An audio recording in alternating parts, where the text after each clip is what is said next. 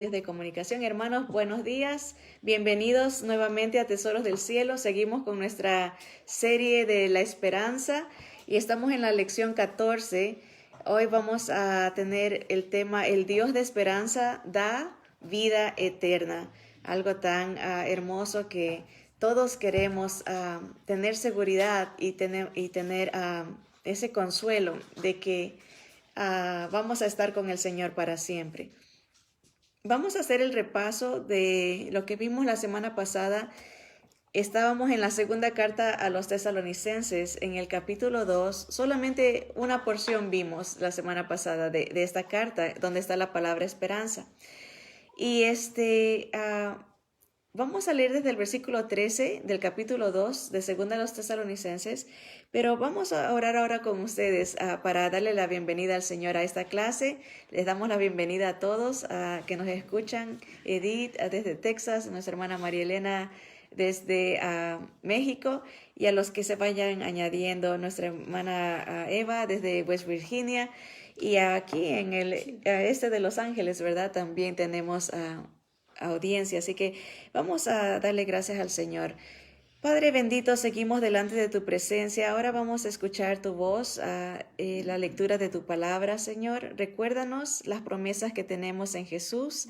Padre, refresca esas promesas en nuestro corazón y en nuestra mente para encontrar consuelo, fortaleza, encontrar la paz que solo tú puedes dar, Señor. Te bendecimos y te damos gracias en el nombre de Jesús. Amén, amén.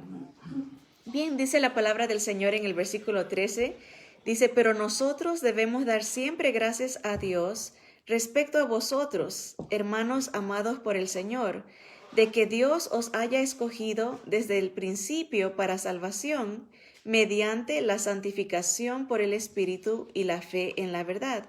Así explicábamos la semana pasada que esa elección viene, dice la palabra, por la santificación. ¿Qué quiere decir eso? Que Dios nos separa en el momento que nos da su Espíritu Santo por medio de la fe en Jesús. Hay ese regalo que Dios nos da, esa gracia de que Él viene a vivir en nosotros y nos separa, nos santifica.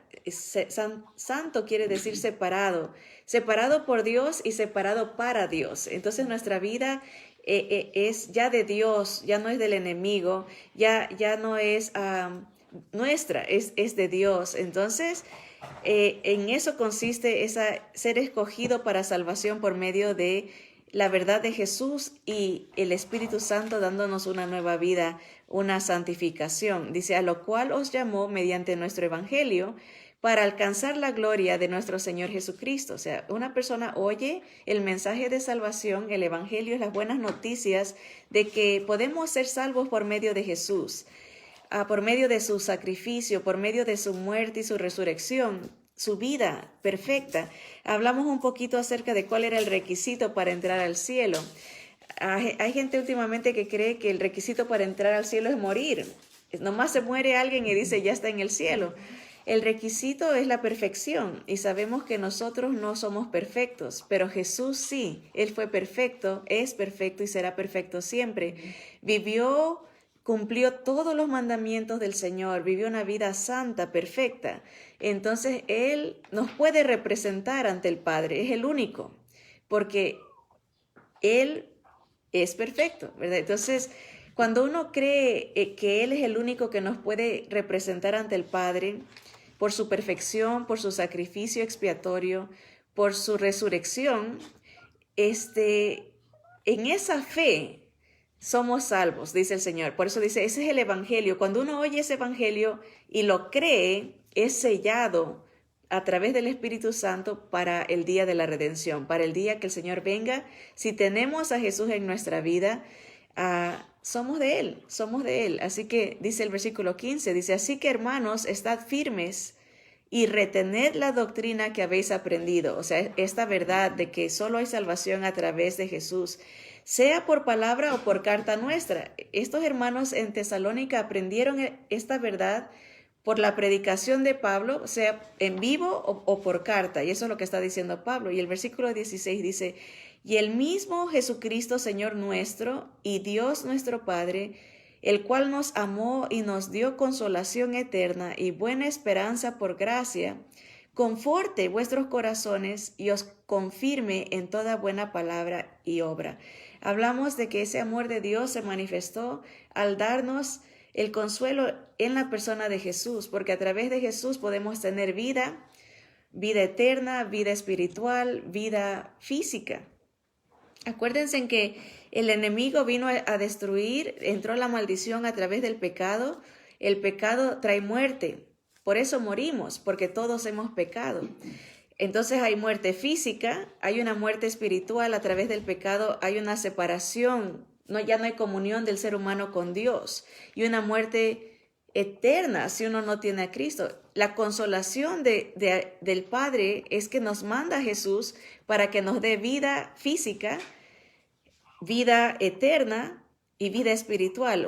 Restaura nuestra comunión con el Padre, nos reconcilia con su Padre. Por eso tenemos esa consolación eterna y una buena esperanza por gracia. La buena esperanza, una esperanza firme, una esperanza permanente en la gracia, en el regalo de Dios a través de Cristo. Y esto conforta nuestros corazones, nos confirma para vivir una vida obediente a Dios en toda palabra y obra. Lo que decimos, lo que hacemos, ya es para la gloria de Dios, no para motivaciones egoístas. Ahora, hablamos un poquito la semana pasada de lo que significa confortar. Es a dar fuerza al afligido, ¿verdad? Es dar ánimo, y hablamos como la palabra bíblica de confortar significa un llamado a acercarse. Dios nos quiere confortar, pero la única manera que nos puede confortar es si nos acercamos a Él, ¿verdad? ¿Y cómo nos acercamos a Él? A través de la palabra. Ahí lo escuchamos. Hay veces que uno quiere escuchar de otros palabras de consuelo, ¿verdad? Palabras de ánimo, pero el que tiene las palabras más consoladoras y más de ánimo permanente es la palabra de Dios. Entonces, ese conforta es el Señor llamándonos, es un llamado, así como cuando un padre ve que su hijo se cae y se lastima y uno le dice, venga, venga, venga, para abrazarlo, para sobarle. Eso quiere decir confortar, un llamado a acercarse. Y lamentablemente a veces nosotros buscamos el consuelo y la fortaleza y el confort en otras cosas, pero Dios nos dice, ven a mí. Si estáis cargados y cansados, que yo os haré descansar, ¿verdad? El llamado es acercarnos a Él, a escuchar su palabra, a escuchar su voz para sentir su fortaleza y esa confirmación. Porque cuando uno no sabe, cuando uno está triste, empieza confusión. ¿Qué es lo que tengo que hacer? Se siente sin salida, se siente como oscuro, como en tinieblas. Pero la luz de la palabra de Dios viene a alumbrarnos el camino. Él es el milagroso, el que abre camino, el que cumple promesas, como dice ese canto, ¿verdad? El que luz en tinieblas. Y cómo da esa luz es a través de su palabra. Así que vimos la importancia de nuestra responder. Dios nos ha dado todo, ya está la palabra de Dios, a Jesús, la palabra viviente, nos da su espíritu que nos fortalece y nos levanta, nos da armadura para vencer, nos da la oración, nos da la familia de Dios para animarnos, ¿verdad? Pero nos ha dado todo, pero es nuestra respuesta, cómo nosotros respondemos a las herramientas que Él nos ha dado. Así que hay una responsabilidad del ser humano también de decirle sí al Señor, de buscarlo, de responder al llamado del Señor. Así que la semana pasada, para abreviar, vimos que la esperanza de Dios viene por gracia. Por eso dice, nos dio consolación eterna y buena esperanza por gracia. Es un regalo de Dios. A Él le plació consolarnos y salvarnos. La esperanza de Dios es firme. Esta versión dice buena esperanza, ¿verdad? Pero otras versiones dicen firme esperanza, es segura. No deja de ser la esperanza de Dios. Vimos que la esperanza de Dios conforta nuestros corazones. Nos llama, nos invita, nos impulsa, nos anima, nos da energía, nos levanta la esperanza de Dios. La esperanza de Dios nos confirma también en toda buena palabra y obra. ¿Qué quiere decir esto? Que al sentir el consuelo de Dios, nos impulsa para hacer buenas obras de alabanza a Dios, obras de servicio para la gloria de Dios. Así que bastante que aprender de la esperanza de Dios en cuanto al confort, en cuanto al consuelo que Dios da. Pues hoy vamos a ver que el Dios de esperanza da vida eterna. Ya hemos visto muchas características de la esperanza: nos consuela, nos llena, nos satisface, nos impulsa, nos da confort. Ahora vamos a ver que la esperanza da vida eterna, ¿verdad? Mire, porque la esperanza es Jesús y Jesús es la vida eterna. Hoy veremos la palabra esperanza en las cartas que el apóstol Pablo escribió a Timoteo y a Tito, sus estudiantes, sus pupilos, jóvenes pastores. A los dos los saluda usando la palabra esperanza.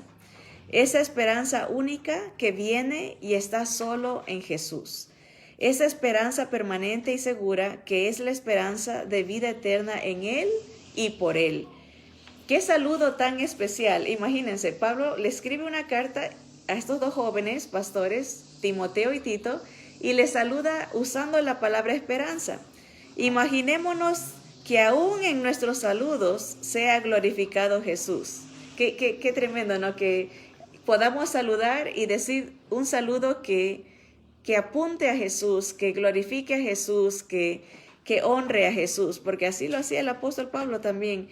Y vamos a ver la única vez que aparece la palabra esperanza en la carta a Timoteo. En 1 Timoteo capítulo 1, el versículo 1 dice: Pablo, apóstol de Jesucristo, por mandato de Dios nuestro Salvador y del Señor Jesucristo, nuestra esperanza. Ahí está la palabra, conectada con Jesús. Pero noten que dice del Señor Jesucristo, nuestra esperanza. Dice: a Timoteo, verdadero hijo en la fe, gracia, misericordia y paz de Dios nuestro Padre y de Cristo Jesús nuestro Señor. 2 veces Pablo usa la palabra Señor para referirse a Jesús. Jesucristo, el Señor Jesucristo, nuestra esperanza, y la gracia, misericordia y paz de Dios nuestro Padre y de Cristo Jesús nuestro Señor. Así que vemos el saludo. Yo, Pablo, apóstol de Jesucristo,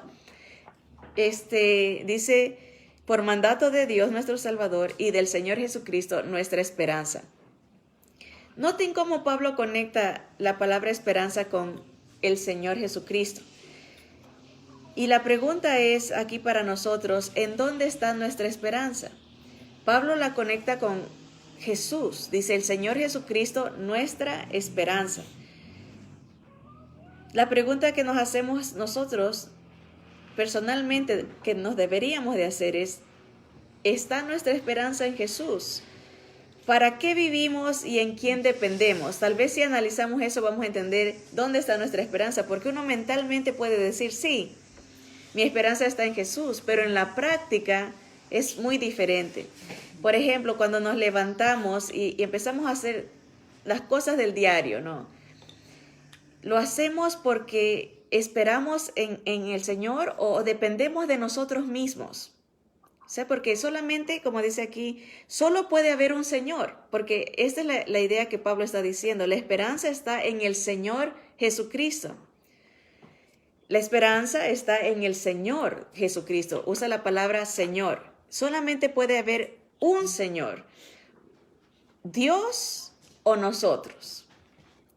No hay otro. O sea, uno puede, cuando digo nosotros, es todo lo que nosotros podemos poner en lugar de Dios.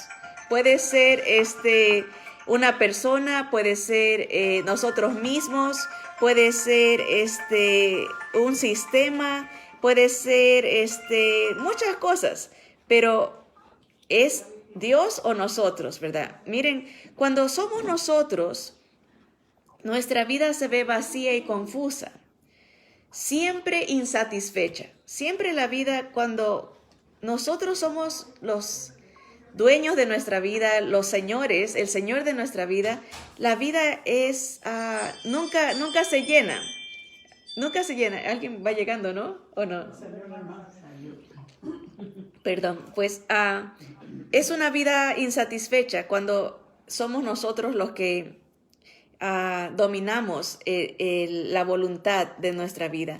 Cuando es el Señor, aún en medio de toda tribulación, en medio de toda lucha, está su poder activo en uno, proyectándolo a la esperanza de estar con Él para siempre, la esperanza de ser libres del pecado y la maldad.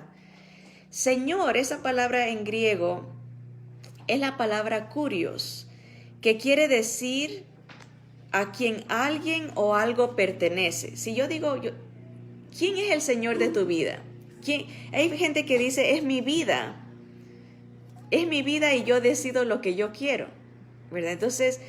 Entonces la persona es el Señor de su propio destino, ¿verdad? Pero cuando el Señor, uno entiende que pertenecemos al Señor, entonces entendemos el concepto de lo que es Señor. Señor quiere decir a quien alguien o algo pertenece. Señor es de quien Él tiene poder de decidir, el dueño, el poseedor y disponedor de las cosas, el que tiene el control, el soberano, el principal. Es un título que solo tiene el Mesías y refleja el respeto, la reverencia con las que los siervos saludaban y se dirigían hacia su amo. Cuando le dicen Señor, como te estoy sirviendo, ¿no? Una reverencia, un respeto, un entendimiento de que pertenezco a ti y estoy aquí para honrarte, estoy aquí para servirte. Y eso puede ser en todas las áreas, en el trabajo. Claro, Dios nos ha dado talentos y nos ha dado habilidades, que todo lo que hacemos es para traernos gloria a nosotros o para entregárselas al Señor. Y pensando en esto, yo pertenezco a Él, Él tiene el poder sobre mí, Él tiene el control, Él es el que dispone, Él es el que me posee, ¿verdad? Él es el que decide, Él es el principal, el soberano. Cuando tenemos al Señor en esa visión, podemos entender que de Él viene la esperanza, porque Él es el principal, Él es el objetivo, con Él quiero estar, con Él quiero crecer, ¿verdad? Quiero escuchar su voz, quiero tener comunión con Él. Él ocuparía el tiempo de nuestra mente, ¿verdad? Él ocuparía la atención de nuestras motivaciones y de nuestras ilusiones. Porque acordémonos que en la vida, la Biblia dice que todo hombre es mentiroso, solo Dios es veraz.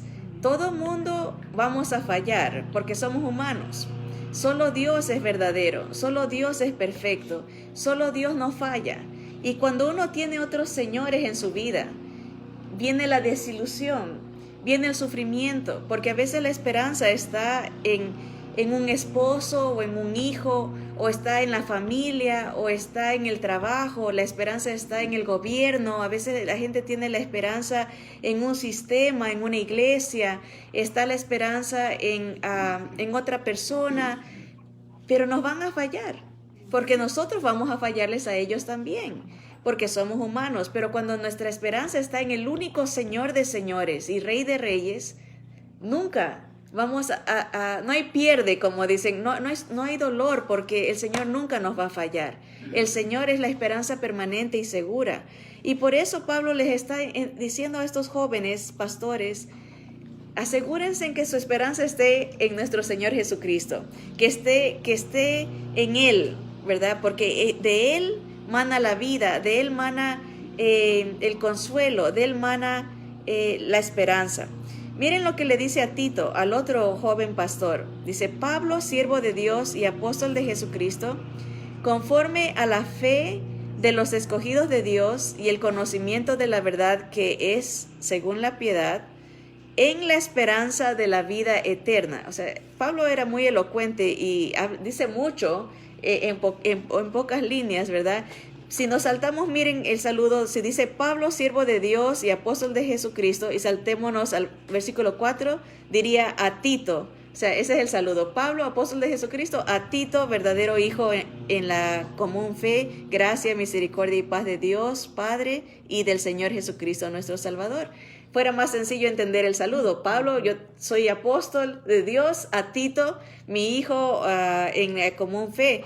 Pero pone mucho más cosas en el saludo, donde incluye la palabra esperanza. Miren, Pablo, siervo de Dios y apóstol de Jesucristo, conforme a la fe. O sea, uno se hace hijo de Dios y siervo de Dios por la fe. Dice conforme, de acuerdo a la fe de los escogidos de Dios y el conocimiento de la verdad. ¿Cuál es la verdad? Del evangelio, de que solo Jesús salva. Por eso él era apóstol y por eso nosotros somos hijos de Dios, porque dice que a todos los que lo recibieron, a los que creen en su nombre, les da el poder, les da la potestad de ser hechos hijos de Dios. Entonces él está diciendo, nosotros somos hijos de Dios conforme a la fe que hemos creído a la verdad, dice, en la esperanza de la vida eterna. Entonces conecta el evangelio de la verdad de Jesús con la vida eterna, ¿verdad? Dice, la cual Dios que no miente, ahí está el punto, ¿verdad? Dios no miente. El ser humano sí, dice, pero Dios no miente. Él prometió desde antes del principio de los siglos y a su debido tiempo manifestó su palabra por medio de la predicación que me fue encomendada por mandato de Dios nuestro Salvador. Ven, o sea, conecta que Dios en su misericordia ya ha revelado su plan, que fue desde un principio, desde antes de que el mundo fuese, Dios ya sabía todo lo que iba a pasar. Y en su gracia y misericordia provee un Salvador para nosotros, ¿verdad? Y Él conecta todo este saludo. Imagínense un saludo tan elocuente, ¿no? ¿Verdad? Que dice, incluye el evangelio, incluye la verdad de Jesús, incluye la esperanza de la vida eterna, incluye las promesas de Dios, la eternidad de Dios, los atributos de Dios, en dos líneas. ¿Ve? Qué tremendo, ¿no? Cómo Dios lo usó a Pablo para comunicar tan eficazmente el mensaje de redención, de salvación. Así que ahí encontramos la palabra esperanza en el saludo, tanto a Timoteo como a Tito, ¿verdad? Pero en la carta a Tito hay dos expresiones más de esperanza y las encontramos en el capítulo 2 y 3. La que está en el capítulo 2 ya nos va a conectar directamente con la idea que queremos tener en esta clase, que es lo de la venida de Jesús, la esperanza que Él viene por nosotros. Y aquí lo vamos a ver en esta porción de Tito capítulo 2, versículo 11 al 15. Dice, porque la gracia de Dios, el regalo de Dios se ha manifestado para salvación a todos los hombres. O sea, Jesús vino para salvar a todo aquel que en Él cree, enseñándonos que renunciando a la impiedad y a los deseos mundanos, vivamos en este siglo sobria, justa y piadosamente. A través de la presencia de Jesús uno puede tener el poder para vencer el pecado. La gente sin Jesús no puede, aunque trate, está muertos en sus delitos y pecados, porque el único que da vida es Jesús. Así que por eso dice, cuando ya entendemos esto, nos enseña que podemos renunciar a la impiedad, a las cosas que no le agradan a Dios y a los deseos mundanos.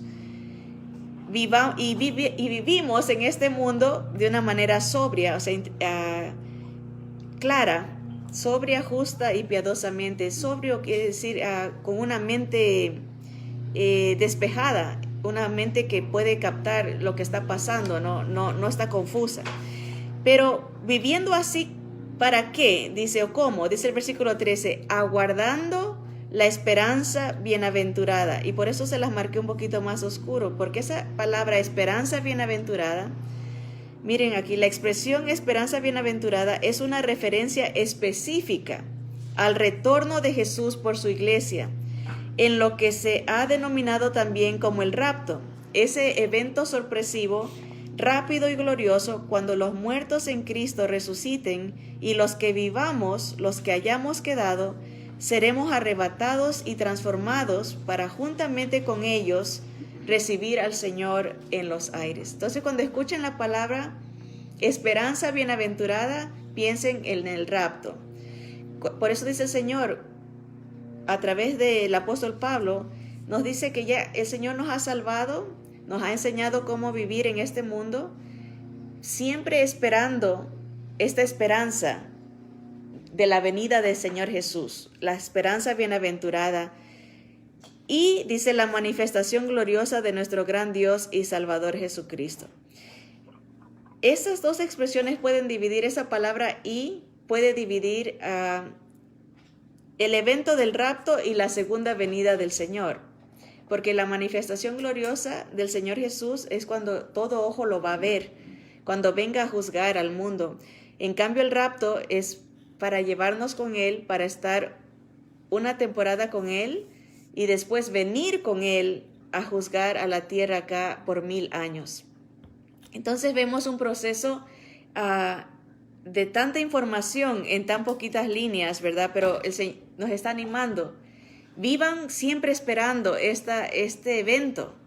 No se descuiden, no se olviden que el Señor regresa por ustedes, porque la vida nos puede llevar a puntos de bastantes tristezas, ansiedades, de insatisfacciones, ¿verdad? Decir, por eso hasta en la juventud, en esta generación, se está viendo un incremento grandísimo de suicidios. Niños desde 8 años se están suicidando.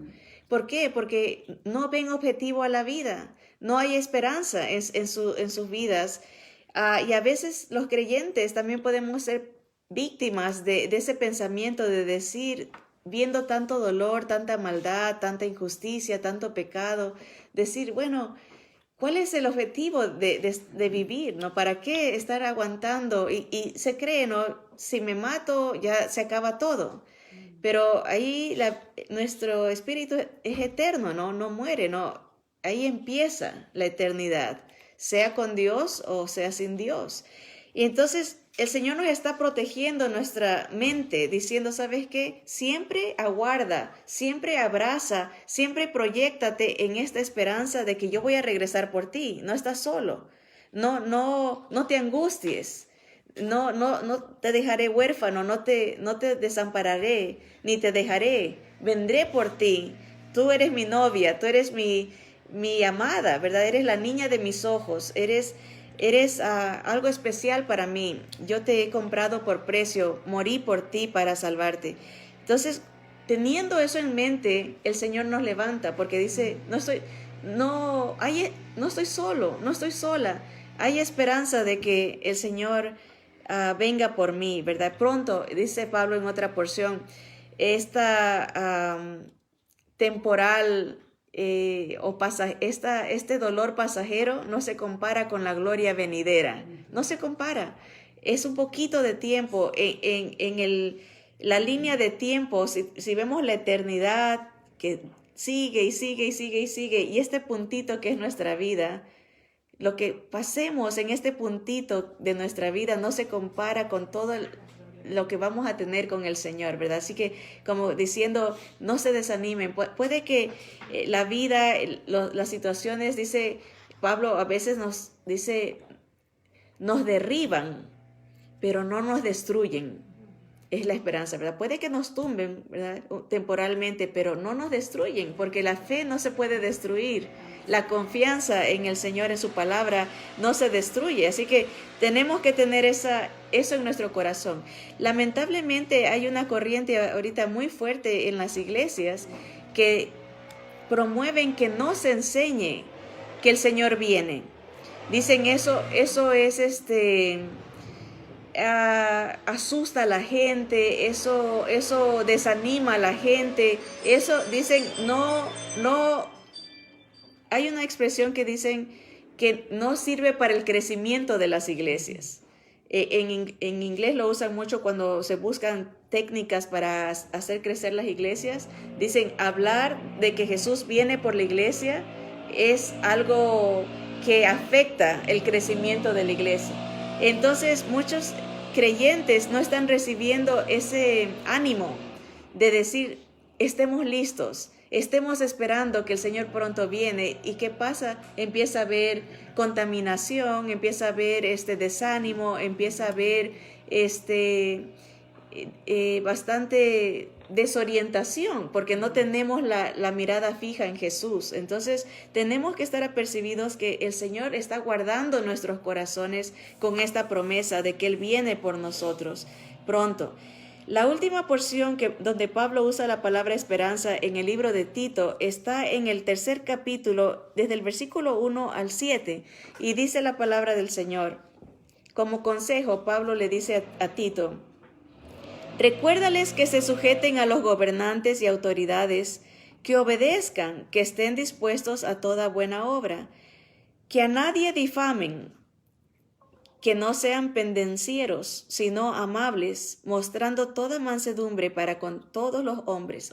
Pablo le está escribiendo a Tito consejos de enseñanza que él tenía que dar a los hermanos en la iglesia, ¿no?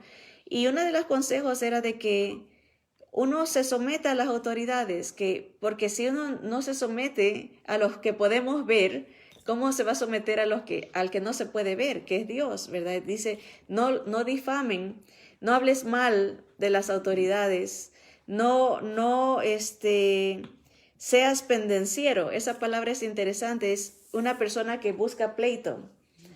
Y hay gente que busca pleito en su manera de hablar, y noten el contexto en cuanto a las autoridades. Y ahorita que estamos bastante en época de elecciones, se puede ver eso, ¿verdad? De que gente que solo busca maneras de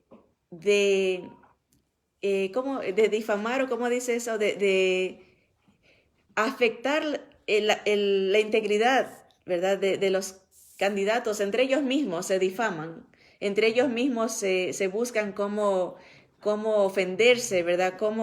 Pero el Hijo de Dios no tiene que ser así, ¿verdad? Dice, tiene que ser amable.